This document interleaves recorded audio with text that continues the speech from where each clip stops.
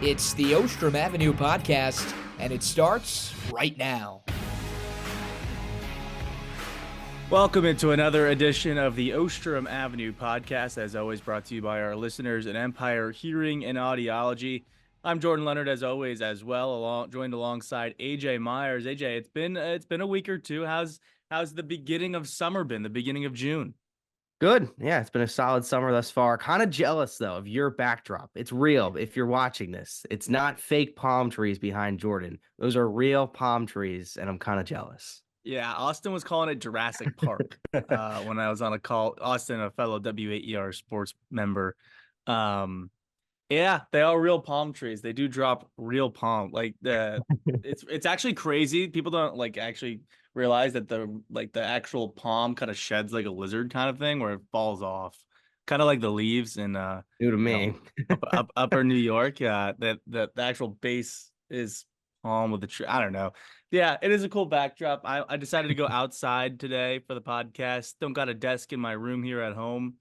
My mom's work desk is available given she's on a business trip, but when in Florida and it's 81 degrees in the morning, why not go sit outside on a covered patio? Who knows? Yeah, why not? I mean, I kind of feel like maybe now I should go outside, but I just don't. I can't compete with that. I got some trees, but nothing special. What's the weather like up there in old Pennsylvania? It's good. It's good. It's getting hot. It's like high 80s now, so almost feels like Florida, I guess. I was seeing on Syracuse.com that they're potentially having career or record highs potentially at some point during the summer. I saw that too. Yeah. Yeah. Usually in Florida, it's not too well. Now, having lived down here for a couple of years, it's literally the same thing every day. It gets to about 93 to 95, but the feels like temperature is over 100 because of the humidity and the sun. But great UV for tanning. And once you get used to the heat, you get used to the heat. And you either go in a pool or you stay in the shade for the most part. But yeah, great weather down here. It also rains almost every single day. Yes. I don't know if you know that, AJ. Yeah, I've gone to Florida a few times and it's rained. Between 3 to 5 p.m., it's like a guaranteed rain every single day. I was driving to work the other day and it just started downpouring for 5 minutes and then it stops. But it's just so weird like that. Well, there's a lot of news not going on in Florida. There's a lot of news going on in Syracuse, hence why we are doing a summer podcast. We're going to start off with basketball. We got two big commitments, one for 2024 through the transfer portal, one through 2025. We'll start with the next season's commit, the transfer from Georgia State, Lucas Taylor. He's transferring from Georgia State, as I just mentioned. He's 6'5", 200 pounds, visited Syracuse over the weekend and into Monday and decided to commit yesterday, which is perfect timing right before we were going to record the podcast here Wednesday morning. He averaged 14.5 points per game at Georgia State last year, around 2 assists per game and 35% from three-point range. That was the first year he actually really kind of scored. The years before that, 2 points and less than a point coming off the bench for Georgia State. So he went into a starter role and started to produce for the Panthers last season. It's an interesting pickup. Obviously, you have roster spots to fill if you're Syracuse, in my opinion, but it doesn't fit necessarily a need per se. I mean, we've been talking about, they got the point guard, they got Carlos from Ostrom. They've got the center, Lampkin, confirmed now. We also should mention that Eddie Lampkin confirmed his commitment, didn't even know it was in question until, it was in question for about 2 days span. But he's a 6'5" guard, so he's kind of between a point guard. Obviously, he's not necessarily one with only 2 assists per game. He doesn't shoot the three overly well, about 35%. So it'll be interesting to see how he fit. Maybe he's, I guess, more of a depth piece add for Adrian Autry for next season. Yeah, I guess. I mean, he did start every game last season. It would be interesting if you put him in the backcourt with JJ Starling. I don't think that would really work because I think both of them kind of take up the same space where they're not like the true point guard, but they want the ball at some point in the possession. I did think it was interesting, the 3-point percentage. I think out of all the players that Syracuse has gotten, no one's really shot the ball that well. 35% isn't great, but if you look at last year's team, that's second to Chris Bell. So if he can improve on that 3-point percentage, then it's a little less pressure on Chris Bell to necessarily be the only player on this team that can hit threes. So that's definitely something. And the other key part, I think it is, he does have experience. He's an older player, so that will help. He's been there. He knows how the game works and everything. He, played a few games in the ACC, but as you were alluding to, I don't really think that counts. He didn't really feature as a prominent part of any Wake Forest team the 2 years he was there, but he still has some ACC experience, so that should be good. I like the pickup. I mean, it's not a flashy player or anything like that, but if he can get around 15 points a game, whether it's coming off the bench or in a starting role, I think that's solid for Syracuse. I'd be kind of shocked if he does have the Power 5 experience. I forgot to mention that, where he was at Wake Forest first before transferring out. I would be shocked if he got 15 points per game, just because I think he's more of a depth piece add. And it really just depends on who you want to put out there, I guess is the question. So you have Jaquan Carlos, who could be a point guard. You obviously have JJ Starling and Elijah Moore, Chris Bell. Elijah Moore, the freshman. Chris Bell obviously is going to start, probably at the 3, I would assume. Yeah. But you also have what's his? I'm completely blanking on his name. No, the Chance Westry. Just completely went out of my mind for about 2 second span. Chance Westry. So obviously he missed all of last season with an injury. You got him from Auburn. He was a formerly higher rated recruit. We still haven't seen him play, whether he be, more of a point guard or shooting guard. He's 6'6", so he fits kind of that Quadir Copeland meld. I'll be very interested to see, does Chance Westry get the first chance? Does, maybe this guy get the first chance? That's the big question, because he kind of Lucas Taylor kind of fits that same mold as a Chance Westry, where, he could probably handle the ball. He can shoot a little bit. He's still kind of unproven on the Power 5 level. So, it's a good question to see, what the guard rotation is going to be next year, given they have a lot of guys that can kind of do the same thing, with maybe the exclusion of Jaquan Carlos, who's more of that point guard mold. We have now JJ Starling, Lucas Taylor, and Chance Westry, kind of the same body types. Now, obviously, different ratings coming out of high school and whatever, but kind of the same body types and, fitting that shooting guard type mold, see what the rotation is going to be. Yeah, and I've said this before, like you just kind of said it, there's options. And last year, Syracuse didn't really have options other than Quadir Copeland off the bench. He was the first guy that Adrian Autry looked to, and after that, it was just getting Mintz back in the game or getting Starling back in the game. At least now, I think they have maybe not like great depth, but at least it's quality depth and guys that they can hopefully rely on to get maybe 10 points coming off the bench, like a Lucas Taylor, who I definitely think is capable of doing something like that. Now you just got to hope for players to stay healthy at this point. Yes. Lucas Taylor technically was a 4-star transfer, according to 24/7 Sports, coming from Georgia State. So that adds to the shooting guard depth. The transfer class appears to be coming to a close. We would assume Lucas Taylor from Georgia State, Jaquan Carlos from Hofstra, Jair Davis from Delaware. He's a small forward, about 6'7". And then Eddie Lampkin, the real important one, honestly, if you look at it, the center, 6'11" from Colorado. He's probably going to be a plug-and-play start guy at the 5, we would assume. And then you got the other freshman, Donnie Freeman, and Elijah Moore. I think, obviously, Donnie Freeman, a top 20 recruit in the country. He's going to start, most likely, coming in out of high school. I'll be interested to see what happens with Elijah Moore, because I've been seeing a lot of stuff on Twitter and how he's lighting it up, shooting threes.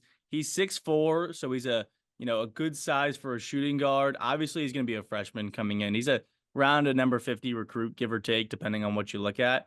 I'll be very interested to see what happens with him, because we talked about 3-point shooting, and it was such a downer last year for Syracuse because Chris Bell was the only real one that could shoot to a high clip.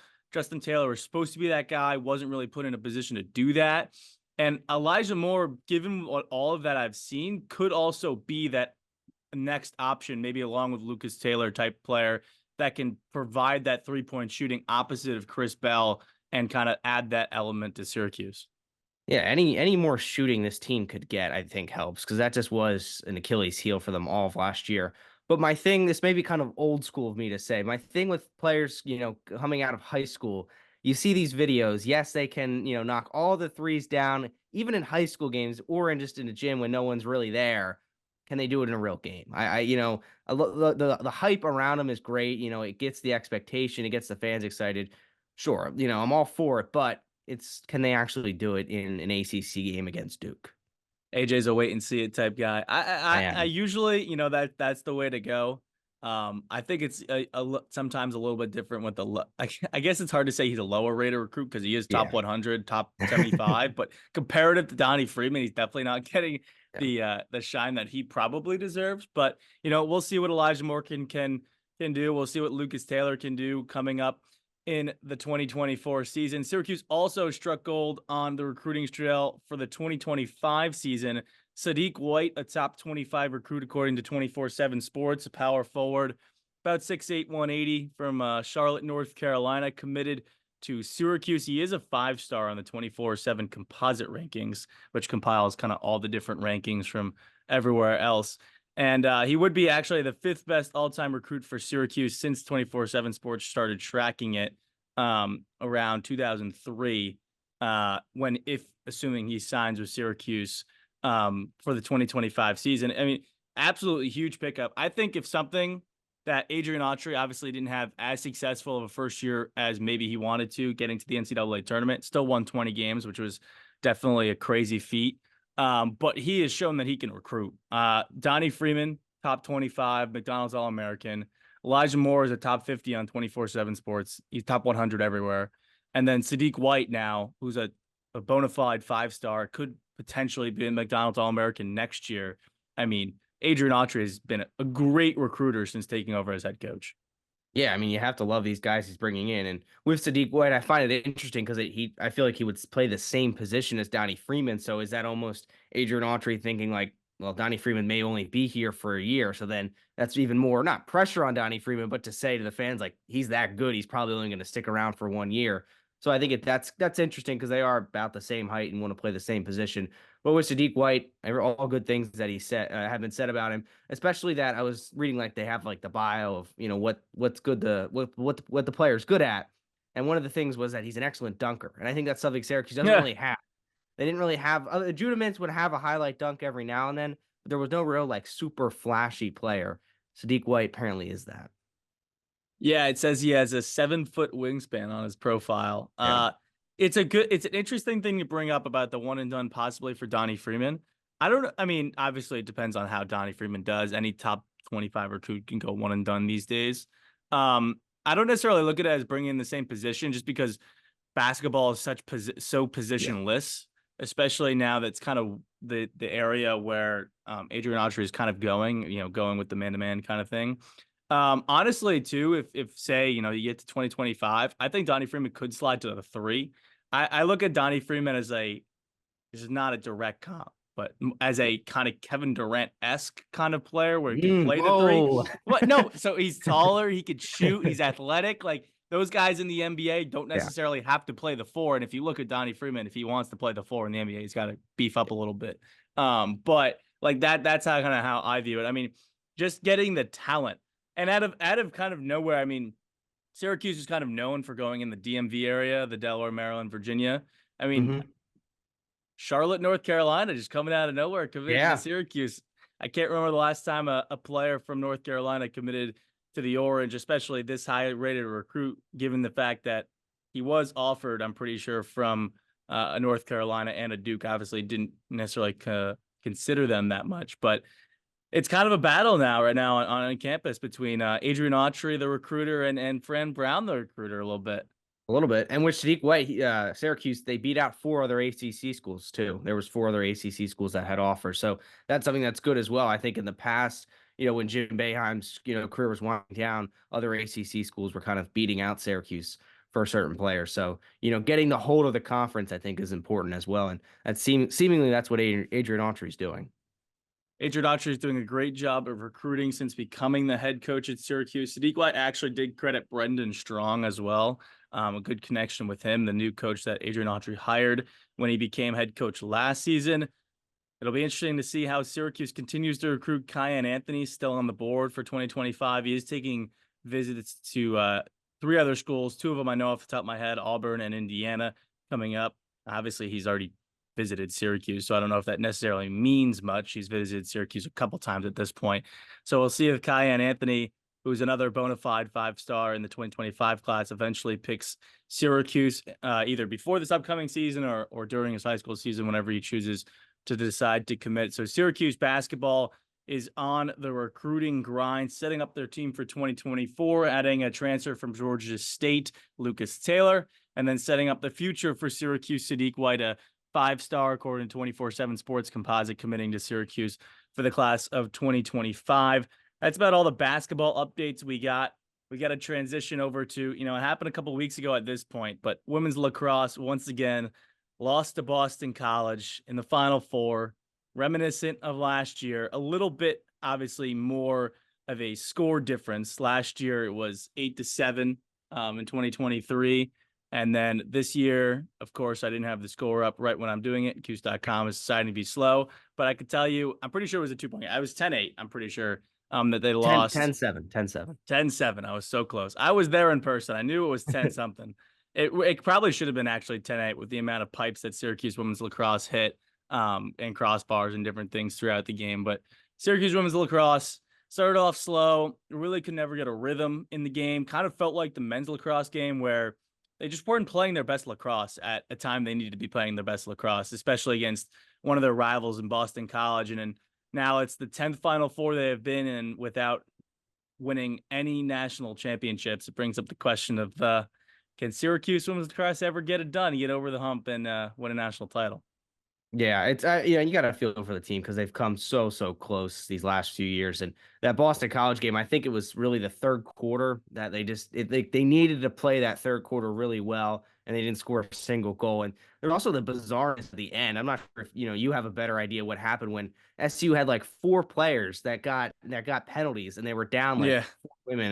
That was bizarre. They didn't concede though, which was interesting. And then I thought maybe they would come back in the fourth quarter, but they just didn't have it in them.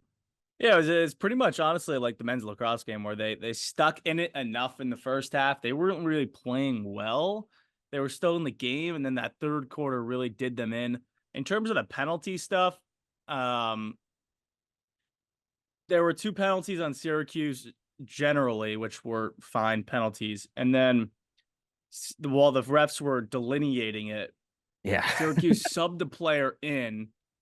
And the refs, I'm pretty sure, said that was a player that was supposed to be in the box, but they already had the player that was supposed to be in the box. So Kayla Trainer thought it was a mess up on the refs in terms of like figuring out who was supposed to be in the box. From what I saw, that seemed to be what actually happened. And then it didn't end up hurting them. I don't know why Boston College didn't end up taking advantage of it. They didn't score on that, but Boston College still outscored Syracuse 3-0 in that third quarter, like AJ mentioned, and really took control of the game. And how about a final too? Boston College coming all the way back in the final against Northwestern to win the national championship. So I guess, if you want to look at the bright side of things, Syracuse lost to the eventual national champions. But at some point, if this team wants to be legit, they need to be able to beat Boston College. Yeah, it's that simple. And then, they're losing a lot of key pieces as well. A lot of seniors, a lot of fifth-year students are leaving this team. So it would be interesting next year. They seem to come back every year, though. No matter who they lose, they always seem to find themselves in the Final Four again. And then it's either Boston College or Northwestern, too. They just, both of those teams are just the Achilles heel, especially Boston College. I'll be very interested to see how Syracuse ends up fielding. They're going to obviously field the team, but who they are starting and who's playing next year, because they are losing so many players. Kate Mashesky at the draw circle, Katie Goodale, Natalie Smith, Emma Tyrell, Emma Ward, Delaney Schweitzer, Maddie Baxter. It's the weird transition year from the COVID years that were given out where the graduate students are gone and the seniors are gone. It's going to be a very weird transition year for Syracuse. Obviously, still going to have one of the better rosters in the country just based on recruiting. But this was their golden year to go get a national championship, in my opinion. Delaney Schweitzer was playing great, but Kate Mashevsky was playing out of her mind in terms of getting draw controls. She had 14 in the game against Boston College. She had 4 turnovers, 4 of them coming straight off the draw, which didn't help, but she still had 14 draw controls. She was getting possession for Syracuse. They just couldn't take advantage against one of the better teams in the country and ended up being the best team in the country in 2024. But this was the golden year, in my opinion, for Syracuse. Obviously, you don't know who's going to be on the roster next year exactly, who's going to star for them. Olivia Adamson now has a chance to be that number 1 player, but I think this was the year for Syracuse. I don't see them getting it done anytime soon. Yeah, I mean, this depends, the freshmen that they bring in and how well they develop. And they seem to do a good job of, fitting those players into the culture they have. But it's gonna be tough because they're losing a lot of important pieces and a lot of pieces that fans have come so familiar with because of the COVID years and whatnot. But now we're out of that. Hey, the Ohana's great. I feel like the Ohana's great on most teams at Syracuse. It's just Yeah. a question of whether they end up winning enough. And it's like so hard to criticize because Syracuse women's lacrosse has gotten to 3 of the last 4 Final Fours. It just depends on what your expectations are. When you've gotten to 3 of 4 Final Fours and you still have not won a championship, or 10 Final Fours in your 28-year history of Syracuse women's lacrosse, and you still haven't won a national championship, that's when you kind of start becoming a little bit suspect. But either way, I mean, odds are Syracuse women's lacrosse will be back in, whether it's the Sweet 16 quarterfinals or the Final Four next year in women's lacrosse. So that ends the women's lacrosse season and puts it into the off season. There's a team that is also in the off season right now that's coming up on some summer camp, and probably the most anticipated season of Syracuse football in quite some time. Maybe the season after the 10 win would be debatable, but Coach Fran Brown has got his team rolling.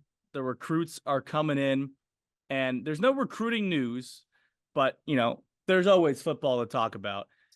AJ, I don't know if you saw this, but a 2024 football recruit for Syracuse, Malachi James, out of New Jersey, great state to live in. He's a wide receiver. He was 5'11".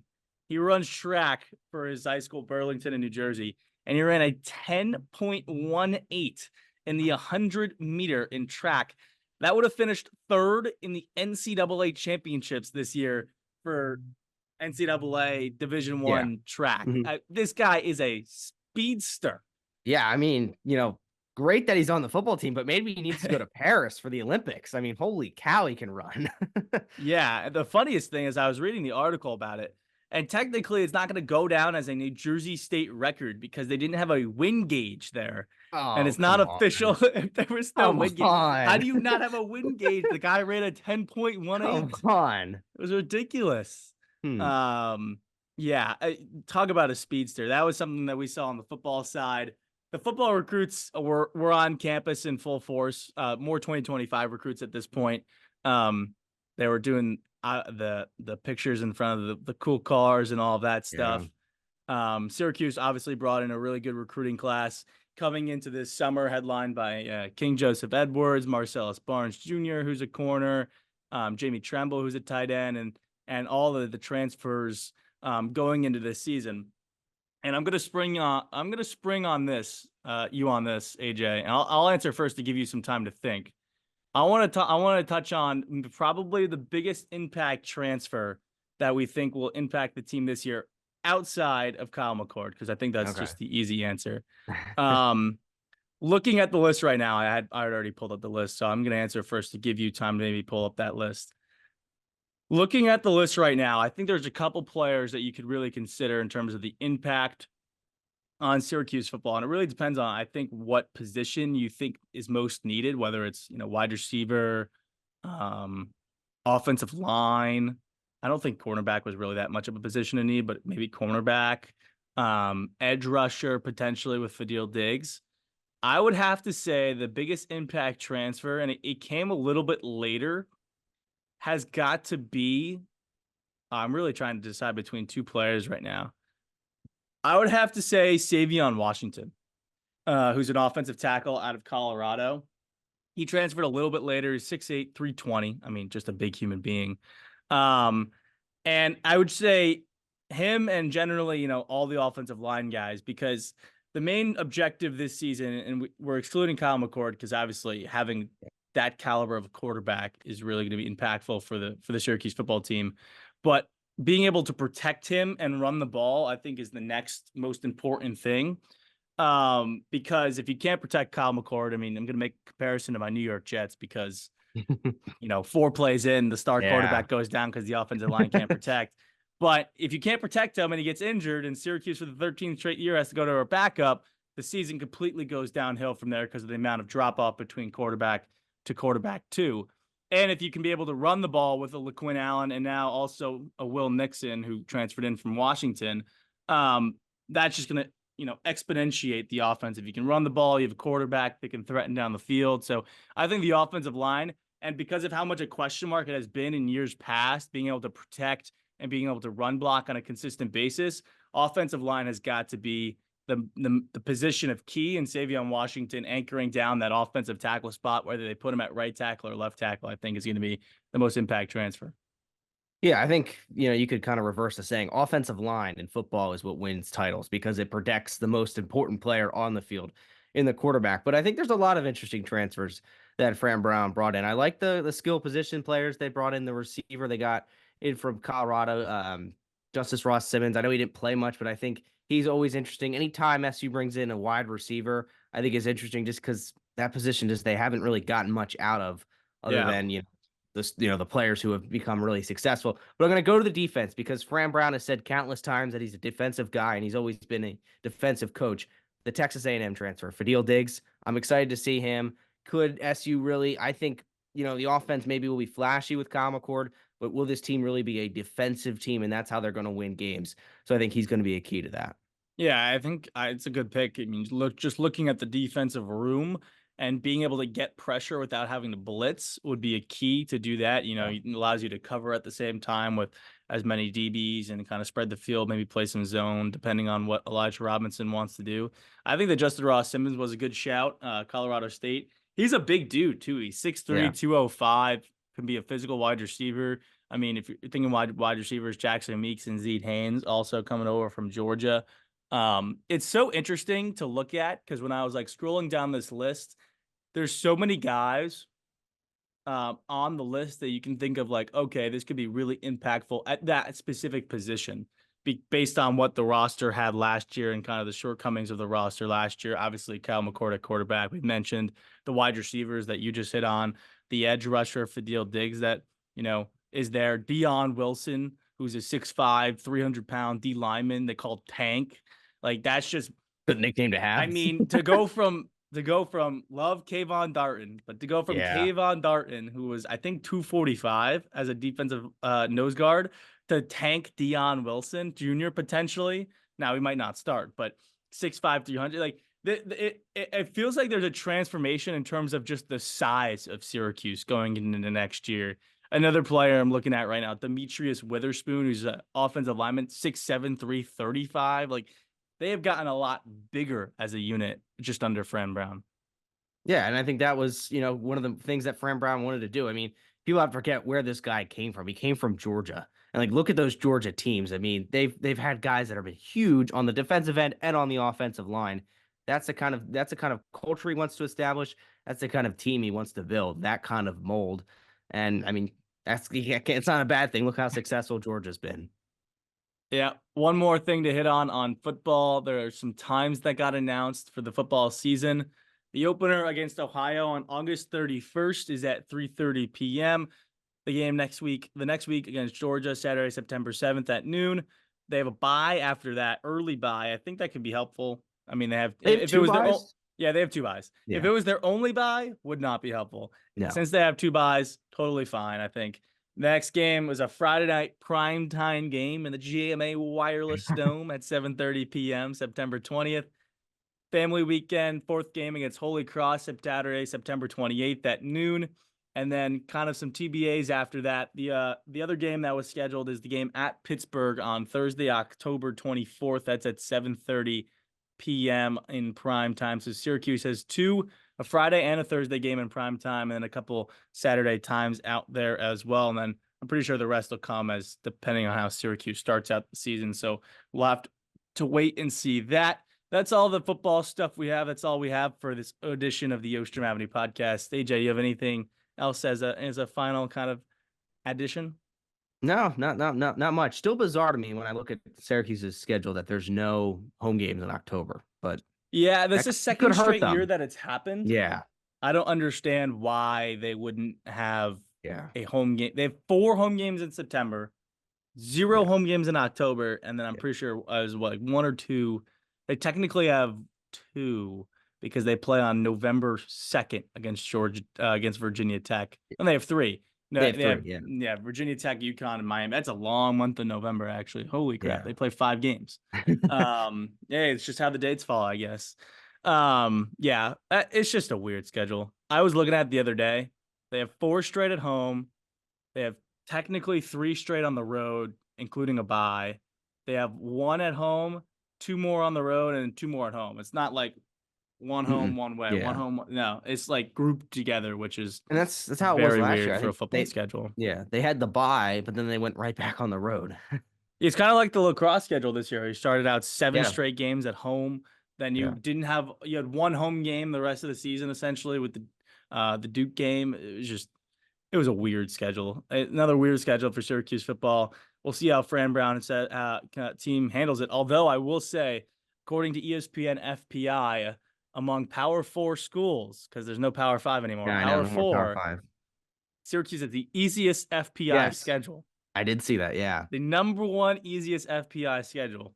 So we'll see how Fran Brown's team handles that. We'll continue to have everything Syracuse football throughout the summer as it pops up, along with Syracuse men's basketball as well. Potentially some Syracuse women's basketball transfers coming at some point. They got some roster spots to fill. I know that. They have 2 transfers right now, but a lot more players left the program, either graduation or transferred out at the end of the season. So we'll continue to have updates on that and everything going around on Syracuse sports here on the Ostrom Avenue podcast. As always, brought to you by our listeners at Empire Hearing and Audiology. You're going to want to stay tuned in throughout the summer. We already got a planning stage in for a potential EA college football video game episode. That's going to be lit. We're going to play Dynasty mode potentially with Syracuse football, see what the simulation might say with their football season. So you're going to want to stay tuned in all summer for that as well.